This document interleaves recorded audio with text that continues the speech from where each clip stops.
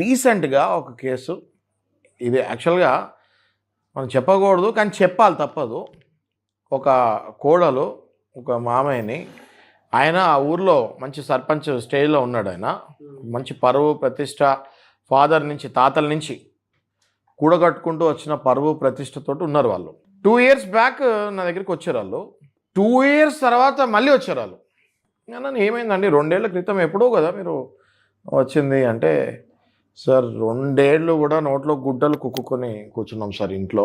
బా ఇంకా మా వల్ల కావట్లేదు, ఇంకా మేము డైవర్స్కి వచ్చాం సార్ చెప్తే, ఎందుకండి ఆగారు మరి 2 ఏళ్ళు మీరు ఇంత టార్చర్ అంటే? ఆ 2 ఏళ్ల క్రితం వచ్చినప్పుడే నాగరాజు గారు అప్పటికే 3 ఏళ్ళ నుంచి కొడుకు కోడలికి పడట్లేదు, ఇద్దరు కాపురం చేయట్లేదు.